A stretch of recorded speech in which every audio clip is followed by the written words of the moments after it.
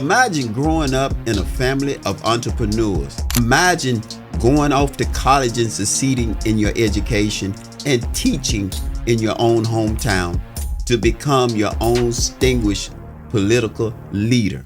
Well, today's guest is right here with me, Brother Jesse Chism, and we're going to be discussing all things politics. As I got a chance to educate a lot of our great young minds, and a lot of those students are doing so many amazing things. A lot of them in real estate now. They're community leaders, and I tell you, just some of the impact that not only you have to them, but they have to you. Right. It's such an amazing thing. Yeah, I used to deliver groceries to the store, and man, I used to just look, how is this happening? You know, I was young and black, just driving trucks, food trucks, grocery trucks and everything. And that's a serious accomplishment. That's what I'm saying in the black community. I tell you, even my own family, as we transitioned out of grocery, we had a lot of people going to other things. Right. And because we saw what could be done. Right. If we stick together, we work hard, believe in God, believe in yourself. Right. What made you decide to go into politics? Well,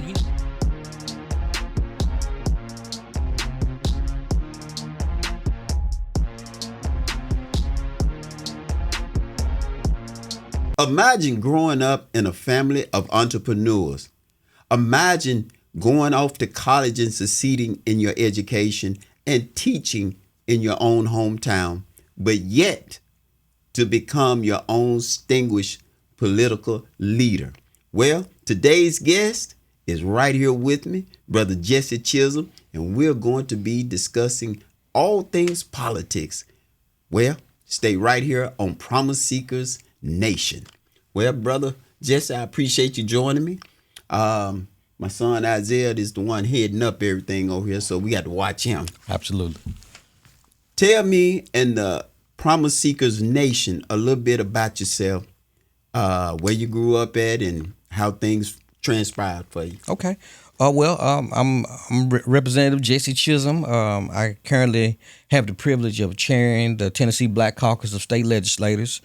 I am in my fourth term. Okay. Yeah, it seems like only yesterday I was elected for the first time. Right. But now time has really passed through. Yeah. So I'm from Memphis, Lakeview Gardens. Shout out to everybody in Lakeview Gardens. I'm the son of William and Norma Chism. Right. And just a little background on me, I tell you, I come from a very blessed place. Yes. A lot of people didn't have the support that I have. Right. And I don't take that for granted no day. That's it. For my mother and father, my father, he just transitioned last year. And I tell you, I reflect on things now, and I realize that there was never 1 second of one day where I ever questioned my parents' love, where I ever questioned their dedication to me. I tell you, I'm a plant that was watered. Amen. All right. I was cultivated. Yes. By their hands, and if I ever become anything, it'll be because I'm standing on their shoulders as well as so many other people. Right. The things that I didn't know the things that they did not know, they made sure I went somewhere to learn. Right. So I appreciate them so much. Right. I wake up a lot of days just reflecting, and I'm just grateful. Right. So yeah, I taught school for 3 years at Northside High School. Okay. We talked about one of my friends with Family Man. Shout out to Marshall Dotson. And Dr. Laura Winston. Okay. Yeah. Well, I got a chance to be under his tutelage as I got a chance to educate a lot of our great young minds, and a lot of those students are doing so many amazing things. A lot of them in real estate now, and they're community leaders, and I tell you, just some of the impact that not only you have to them, but they have to you. Right. It's such an amazing thing. I don't mean to cut you off right here, but it's something that came across. Did you work for your father in the grocery business? Absolutely. And how was that experience? Hey, look, so I tell people all the time that because they ask me, say, "Hey, are you related to the Chism Trail Chism?" Right. And my response a lot of time is, "Well, there used to be a 12-year-old back there cutting meat. Yeah, that was me." Oh yeah. Absolutely. Man. My father William Chism and his brothers Ray, Tommy, and Charles in 1975. They started the first community grocery in Lakeview Gardens, and it evolved to becoming Chism Trail and Maxi Foods. Right. And you know, at their height was not around in the 90s. They had up to 7 stores. Sure did. 300 employees. Yeah. And at the time, it was the largest black-owned supermarket chains in America. Yeah.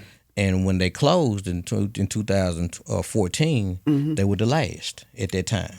And of course, there's been some more to pop up since then. Right. But they were the last at that time. Wow.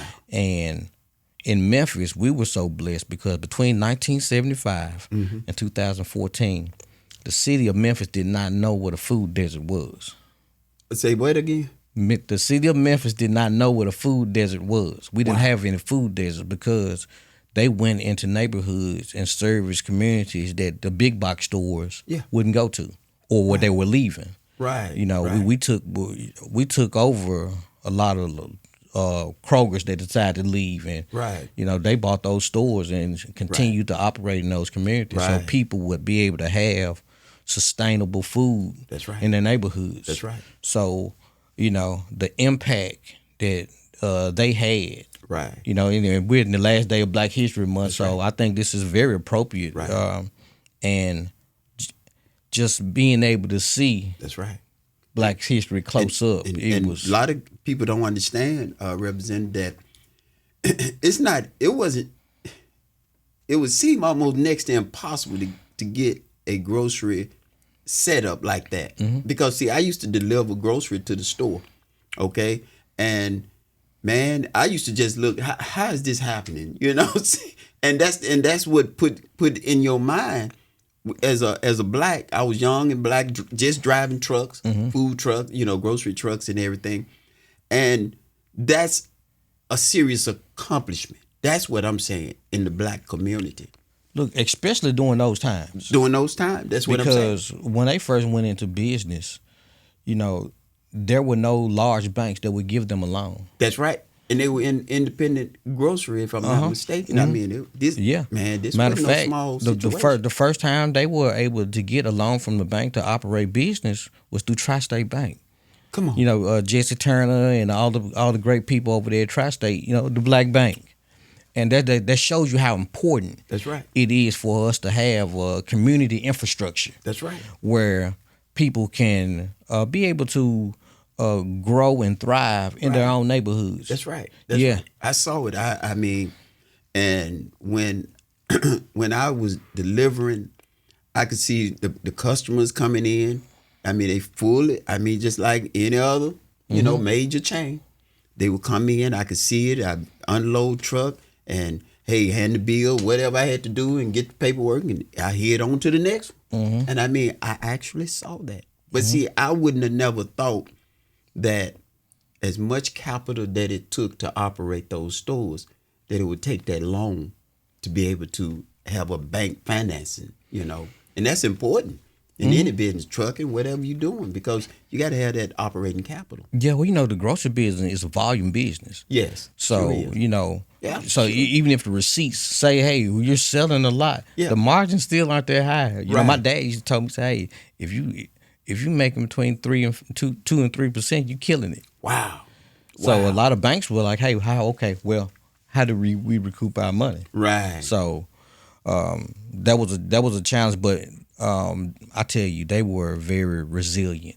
That's it. I saw that. Yeah. I saw you know, the first few stores, they built those themselves. Wow. Because all of them had construction background from my grandfather. My grandfather was in construction. Wow. So all of the oldest in the family, they knew how to do construction. Right. So those stores, the community grocery, the first Chism Trail, they built that with their own hands. They were the contractors. The community grocery. Wasn't it another one, or those were the first ones? Those were the first ones. It was the community grocery over there on Horn Lake Road. Okay. In Lakeview Gardens. Yeah. Then you had the first Chism Trail that was on 3rd Street. On 3rd. Okay. Yeah. Got you.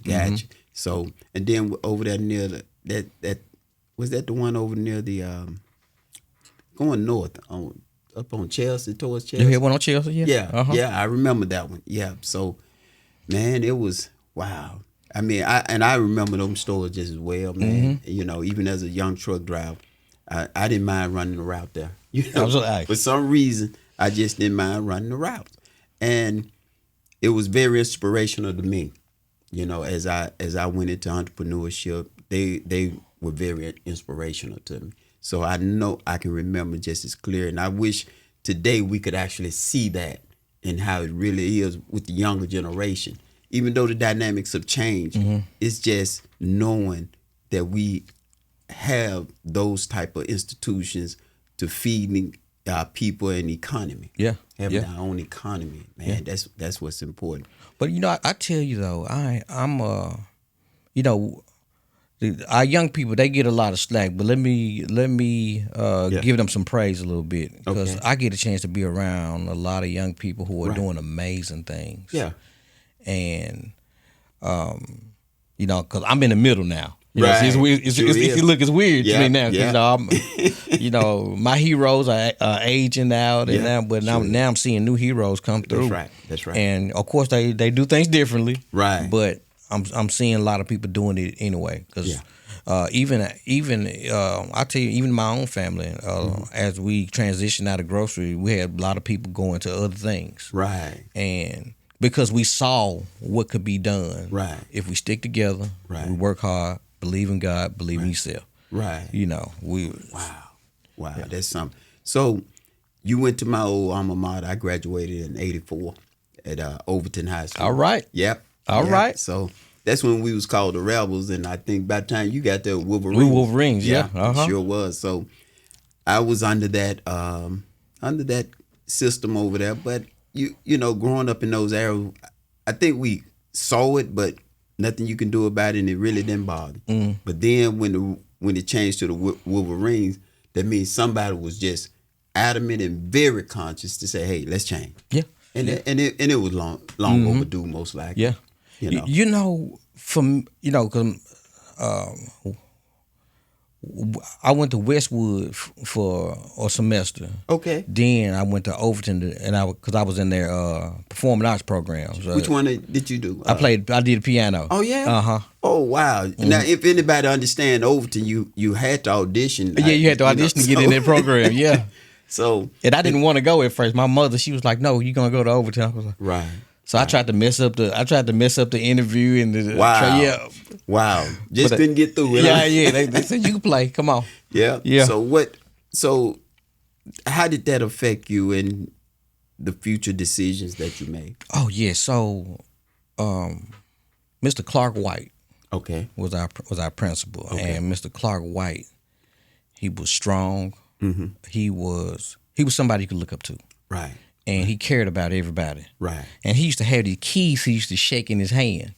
And when you hear those keys shaking down the hallway, you knew you need to be wherever it is you're supposed to be. Yeah. You need to get there quickly. Yep. Yeah. Yeah. And, you know, and some kind of way he was able to get teachers there who also shared that mentality. You know, they cared. You know, we were further cultivated. Right. And we had a guidance counselor. I can't call her name right now, but she's the reason that I ended up going to Morehouse. Oh yeah? Yeah, because my senior year I had a free period. So I worked with the guidance counselor. My guidance counselor, she made sure that I filled out my college applications and did them correctly. Right. And you know, Mr. White, he was come in and check in on me as well. And you know, because you know, if you don't have people helping guiding you, right? You know, it's easy to fall off. That's right. Easy to crack. Yeah, and your parents they don't catch everything, man. Right. But yeah, just a great village over there. Yeah. What was some of your? Let's look at some of the challenging moments before you got to politics. What made you decide to go into politics? Well, you know, to be transparent with you, politics is something that I thought I would go into when I got a little older. Okay. Yeah, because you know, when in politics, you know, they open up your life, right? And But you went in about 30 something. So Yeah, 40, I was 38. Yeah, 30. Okay, yes, sir. yeah, I was 38. Right. And at that time, my predecessor, Johnny Turner, you know, who I have so much respect for, you know, civil rights leader. You know, her husband Larry Turner was also a state representative, and they used to come into the store all the time, and I used to see them, and they were really people to look up to. Right. And as she was transitioning out, I looked at it as something where I want to continue the legacy of helping our community, and doing it in a way that is reflective of the people that we serve. Okay, so she was basically retiring out of. Okay, so you didn't have to compete against. Oh yeah, no, I had to go. Yeah. Oh, okay. Yeah. So so I was in the stack race. It was 6 people in that race. Okay. Yeah, and yeah, so I have a number that sticks in my mind all the time. It's 4,266. Okay. That's how many doors that I knocked on. Wow. My first go around. And matter of fact, how many time did it take you to? How many times did you run for that office? Oh, I won the first time. You won? Yeah. So that was your first time out knocking on doors. Yeah. And I was scared the whole time. Wow. Yeah, and you know what's so funny? Not one time did I have somebody say, "Hey, what you doing in front of my door?"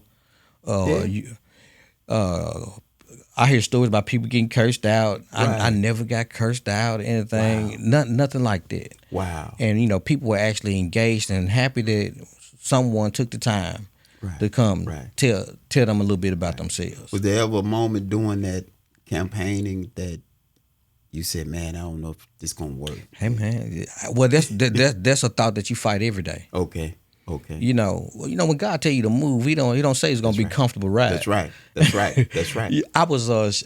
had a group of kids in my office. Okay. This past week. Okay. And I have some shoes. Okay. That I have in the glass in the back of my desk, and I took them out. Right. And I told them, I said, these are the shoes that I campaigned in. They said these shoes busted. They were. Wow. So it was a hole in both soles. Wow. And they was, you know how the heel slides over? Yeah. And I'm like, these shoes were new when I started the campaign. Wow. Yeah, but, you know, if you ain't willing to walk a hole in your shoes. Right. You know. So is campaigning that way still effective today? Or what do you see? So COVID changed a lot. Okay. COVID changed a lot. Okay. Because my door knocks, they had to go to more information drops. Right. You know. Right. You know, we'll just drop off a little something by myself. And, you know, I've always tried to make sure I show up to as many things as possible. Right. Right. You know, matter of fact, I get in trouble about it now. My family like, hey, you know, we're here too now. Right. Gotcha. Yeah, but it has changed a bit. You know, social media is a much bigger part of it now. Yeah. You know, when I ran the first time, social media had a presence, but not like it is now. Wow. Wow. And the reason I'm talking, what may seem like the small talk is really the things that are tough. You know, you got to get up. You believing in something. You believing that you're going to win a seat that looks really a mile off. You know, miles off to becoming a representative to the state. What do a person that want that position really have to do? You know. So the groundwork has to go in before you even run. Right. You know, every outside, well, no, because I was gonna say outside of working for my father, but even then, every job I ever had, it was helping people, okay. Because I used to be so I did the disaster recovery with FEMA during Hurricane Katrina. Oh yeah. I taught school. I worked in mental health. Right. And even when I went into business for myself, I did affordable housing for people who wouldn't be able to get housing normally. That's right. So I think all of those things play a factor. I think it's the mentality, you know, that you have to have. Right. I'm so grateful to live in a city where we got so many people that have just that mentality. Gotcha. But And for me, I'm a church boy. Gotcha. So gotcha. That's right. We come from the Bible Belt. That's basically most of us. Yeah, and if you want to reach black people between 9 o'clock and 12 o'clock on a Sunday, you need to be at church. Yeah. Yeah, and just so happened I was there anyway. Right. Because me and my brothers used to sing in church, so a lot of churches in the district, they knew me from singing. Okay. And now I don't sing now, except in the shower and in the car. Now, then I sound like your favorite artist. Right. But and it takes a belief in yourself even when you get discouraged. Right. Because discouragement is one of those things. It happens to everybody. Right. Right. Even now, I sit in rooms and sit in places now where sometimes I think like, am I supposed to be here? Right. Okay, I got you. What do they call it? It sounds like a lot of epiphany go on. Yeah. And the aha moments. Yes, a lot of aha moments. Yeah. Let me ask something. Your business. See, a lot of people think that you can just go get in politics and work in the area of politics and not really just have a business that sustains you and your family, outside of what you do with the political arena. So my father, he told me, say, hey, if you want to go into politics, make sure you're independent of the system. Gotcha. Because if you're not independent of the system, you can get swallowed up real easy. Wow. Yep. I see I see the wisdom. Yeah. So make sure you got something to feed your family with. Yes. Because the traditional 9 to 5 as a state representative, right. Because we're gone so much. That's right. No job's gonna pay you to be gone for 5 months. That's right. Wow. I tell people all the time, like, when you elected me to send me away. Right. Because even now we're in session right now. Okay. And between January and May, your legislators, they're gone Monday through Thursday. Okay. And for those of us in leadership, a lot of times we're there on that Friday too. Wow. Then, you have those weekends where, we got things, even this weekend, there's some things happening where it's requiring many of us to get back to the Capitol. Right. So you spend a lot of time gone. So you have to have not only a business to sustain you, but people to help sustain you. Gotcha. Right there, can you break down just a educational form right there? When you say, okay, you're in session for about 5 months, is that where you're consistently commuting to Nashville, and then after so long, you're able to return back to your regular? Yeah. So when we talk about session, the legislative session goes into session on the second Tuesday in January every year. Okay. Whether it's election year or not. Okay. Then and our main thing that we have to do is put together our state laws. Okay. And the biggest constitutional duty that we have is to balance the state's budget.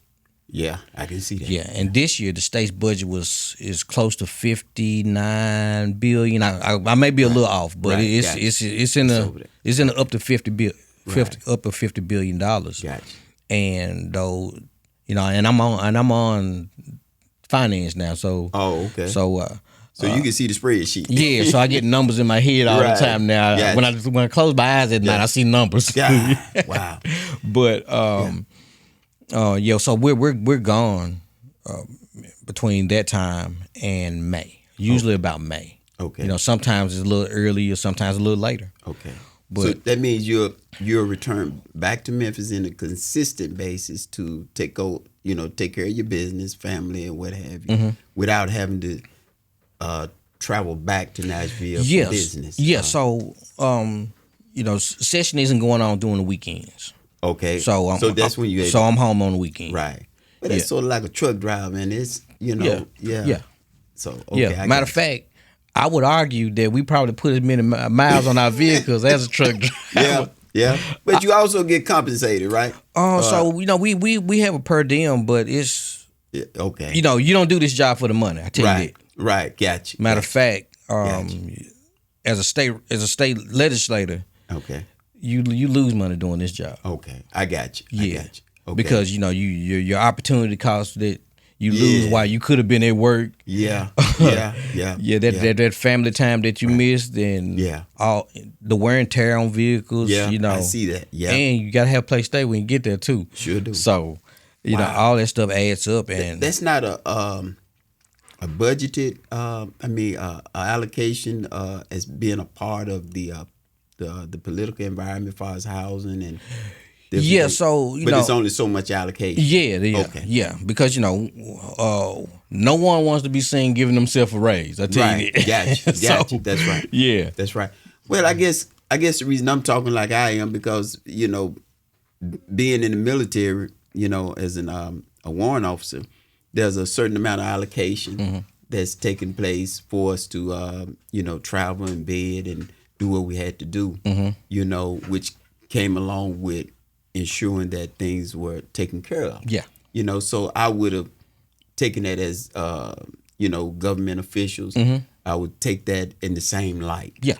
Yeah. So it's pretty much the same thing. Yeah. So people may not understand, especially with Promise Seeker Nation, you all may not understand that there's a cost to do business as a government official in politics and what have you. Sure, people do certain things up there, what have you, but hey, at the end of the day, you still got to have the accommodations to get the business done and get done what you need to get done.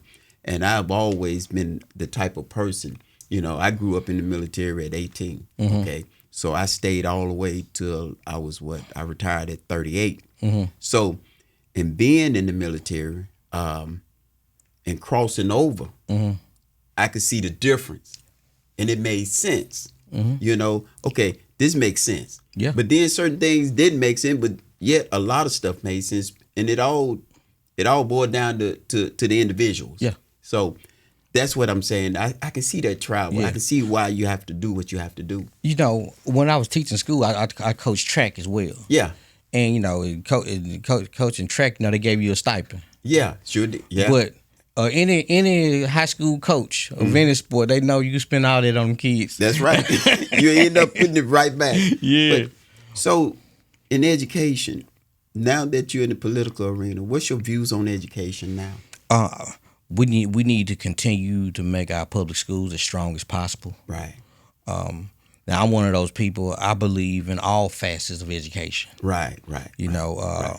I'm not being pro public school doesn't mean that I'm against charter schools or against even private schools. Right. But what it does mean, I think the funds allocated to certain things need to stay within those budgets. Right. There's been a big fight about vouchers. Ooh, okay. And I'm not against I'm not against private schools. Right. But I am against using public resources for private enterprise. Yeah. Yeah. And I also found out that a lot of the people who were getting the vouchers, they were already in private. Their kids were already in private school. Gotcha. So it ended up being a coupon, if you will, Okay. for the ones already going. Right. Well, you and I both know a lot of them. That's not us. Right. That's not us. I got it. And it also could potentially create an environment where our best and brightest in our public schools, they get cherry picked out. Right. To be here. Okay. In another space. Gotcha. And everyone's still gonna be judged based on the same rubrics. Right. So it's like a football team and you take my best players away from me and it's like to bring it over into my world of understanding, I go into a cooking facility. The equipment is old.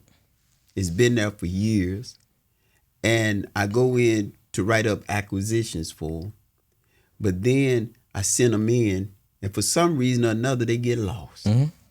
But then I can go to another one that's probably not in the South. It could be in the Northeast or what have you.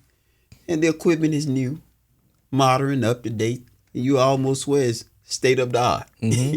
So it's happening in our school system, basically. Yeah. And you can have 1 to 2 African American representatives that can be up there saying, hey, we need better this, we need better that. And the majority are basically white Americans. Yeah. So And that's what we see, yeah. you know. So first, as the chair of the Black Caucus, let me give a shout out to my Black Caucus members. Okay. To all the members of the Tennessee Black Caucus. Yeah. Man, shout out to them because I work with some of the most talented, the most tenacious people that you ever meet. Wow. That care about Black people, care about our communities. That's right. But however, that's right. Politics is a numbers game. That's it. It's math. That's it. And in my chamber, the sun rises and falls on 51 votes. Wow. The Black Caucus, we comprise of 17 members. Wow. And that's both the House and the Senate. So in the House, we have roughly about 14 members, and in the Senate, we have 3. So in the Senate, is out of 33 members, only 3 are Black. And in the House, where it was 99 of us, 14 of us are Black. Wow. And that's not just Memphis, that's the whole state. Right. So so there are some fights that happens against us. That's right. That we fight really hard. That's right. Even though a lot of times we know we may not have the votes. Right. We still work hard to let our people know we fighting. Right. And I brought that up, Representative, because of this. I believe that anyone that's holding, any African American that's holding a political position, no matter what level they're at, you can have a lot of African American sitting in one area, but the system by design can be tough to break through, and get things done. Because you'll never make me believe that there's not good-hearted, for lack of a better word, politicians that are able to say, hey, look, they need this in this area, because everyone wants a successful political career, and they want to be able to help people in the whole midst of that. What can we do as a Black community with the awareness that there's only so many of y'all there to really help back here and keep things going? Or how would you like to see the future if we can come out the past now and start moving into the future? Well, I've been encouraging a lot of people to come to the Capitol. Okay. I've been encouraging people to come up there and see with your own eyes. Oh man. And because what I've noticed is when people see, when legislators see the people that this stuff affects. Right. Sometimes. Oh my goodness. Well, every blue moon. Yeah. Every once in a while, it'll change somebody's mind. Oh man. And just having that political awareness in our community, right, it helps a lot. Wow. Because when we don't see things ourselves, we believe what anybody tell us. Okay. Along those lines, right there, we knowing that, giving mention to the Reverend Jesse Jackson as we the processions of his life, and is taking place now. If I'm not mistaken, Operation Push and the Rainbow Coalition, if I'm not mistaken, he would actually hold meetings every weekend, if I'm not mistaken, in Chicago. Okay. And I said that to say this. Are we doing enough meetings and educating our people here to possibly get people ready to get on the bus and say, look, we need to go up and be with Representative Jesse Chism when he calls us, and we are abreast of why we are there? Because I believe that's the way they had to be. Yeah, so, actually, we still have that going. Okay. Rainbow Push, that was Reverend Jesse Jackson's thing. Right. But even here in Memphis, we got so many groups. Wow. There's boots on the ground. Okay. There's politically aware. Okay. They keep me informed. Right. And when I have information to give for our people, they make sure it's distributed out well. Right. Because your legislators, they're that one person in that seat. And they over there, they're on the battlefield behind enemy lines over there. Right. And we got so many people and groups here, especially in Memphis. Yes, you know, yes. We heavily populated. Yeah, always been. There. I'm gonna be honest with you. I'm proud. Yes. Of our black populace here. Okay. I really am. Okay. Because we had Memphis Day on the Hill last week. Oh yeah. So it was hundreds of people from Memphis. Wow. There, and everybody that came to my office, I told them, I said, hey, look, I feel stronger when y'all here. Wow. Because being here, you know, I'm in a minority, but today I'm a majority. Wow. And that's what I was alluring to in the previous questions, is that we have to understand how important it is for our elected officials in the African American community. I'm going to say it like that, to always be able to look over their shoulder and say, yeah, they got my back.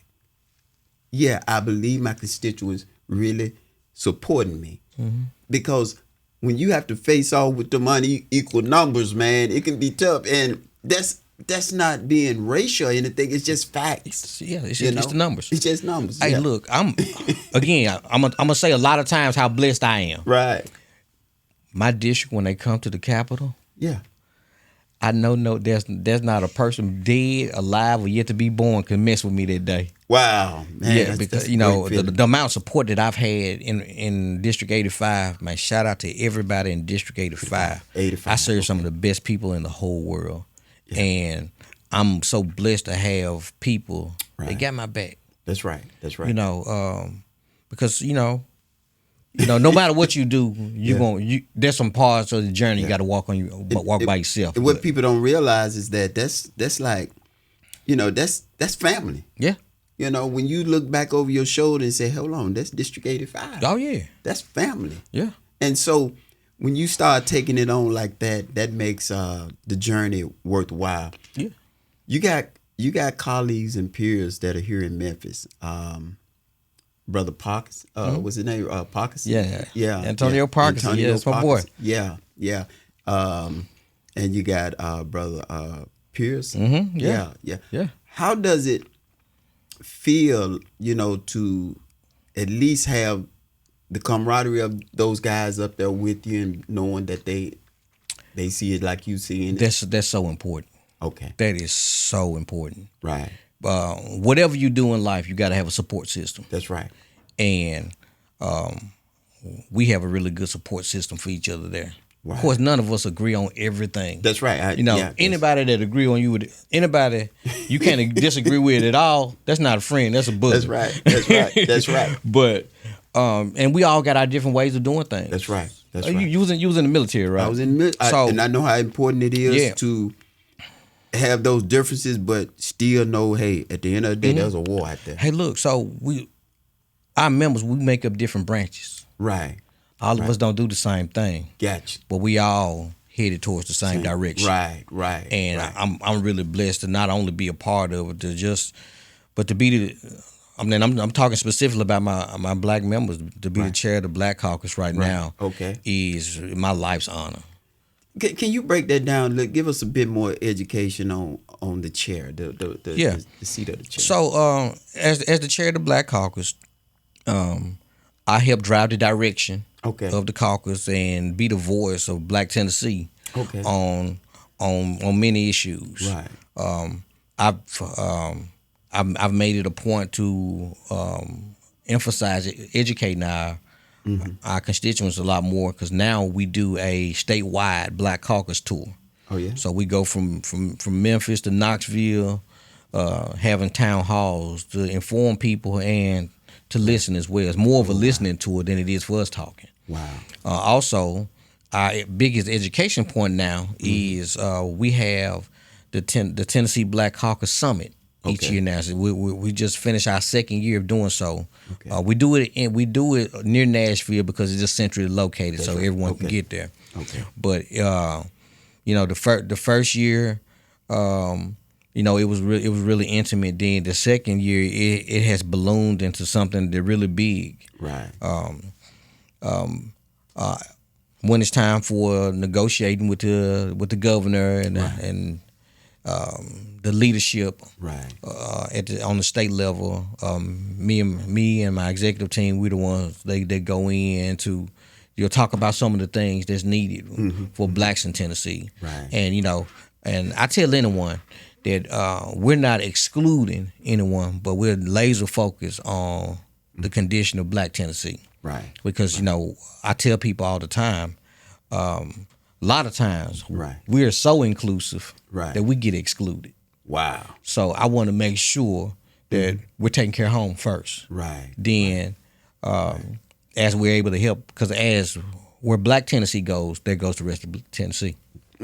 So, as I'm listening to you, do we really understand the importance of just leadership and how we have to take ourselves out of a lot of things just to get the whole and the good for the people accomplished? Do we really, really grasp that? Because, see, you're chairman and you're sitting in a leadership position, and a lot of people want to be accommodated, but you have to do what's best in the best interest of all the people. Do we really understand your position? Well, for me, I have to go back to my upbringing. Okay. I got to go back to the home I lived in. Right. And I was the oldest sibling in the house. Okay, gotcha. So Gotcha. I have to be now what I've been all my life, the big brother. Okay, gotcha. And my parents, they would tell me all the time, "Hey, it ain't about you. Right. If the youngest want this, give it to them. I got you. Make sure they okay. Make sure they. When I was a kid, one of the worst times I ever got in trouble is I came home with straight A's, and I had a brother whose report card wasn't that good. Right. And my father was like, "Hey, make sure they know how to do it too." Right. And that's stuck with me. That's right. And again, I'm the chair, but I'm surrounded by leaders. That's right.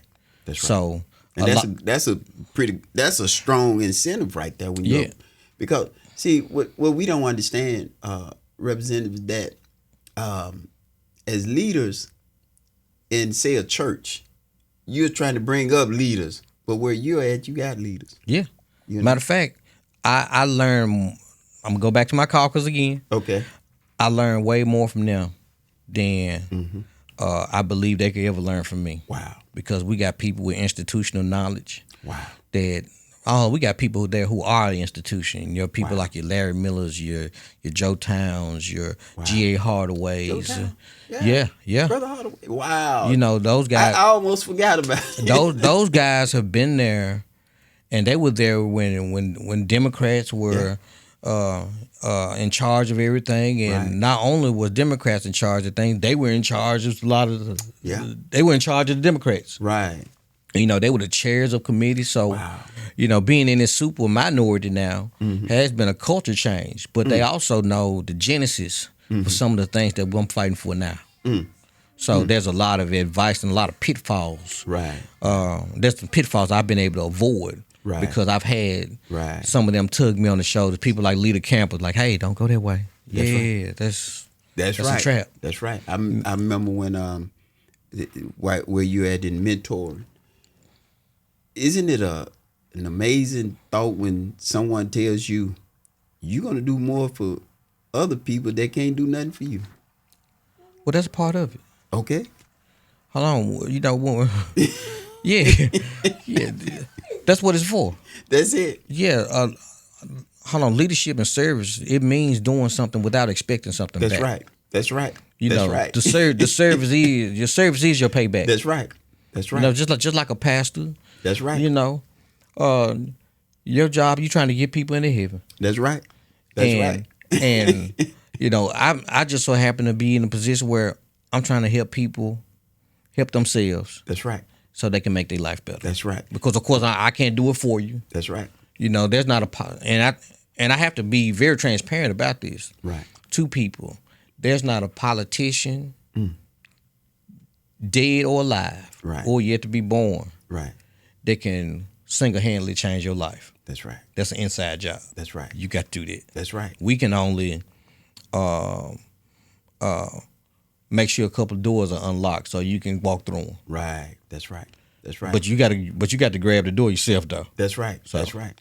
And it's so important because we have to understand leadership before you go and take on the job. You know, that it's an inside job, number one, but then it was like one lady was saying, it's that ability to come out of yourself and reach the world and do your part out there. Oh, yeah. You know, and these things are important for us as Memphians, and to understand that we got leaders, okay? And there's always going to be a lot to be done, but yet there's only going to be so much that can be done. And I think when we start educating each other more and more, I believe we'll see a better Memphis. Absolutely. You know, a better place in everything, because we're working together and we understand why the individual is where they're at. And it won't be such a tough one. I can sense the presence of God saying, that's it. No more questions. I don't have no more questions. Okay. Until next time, be blessed.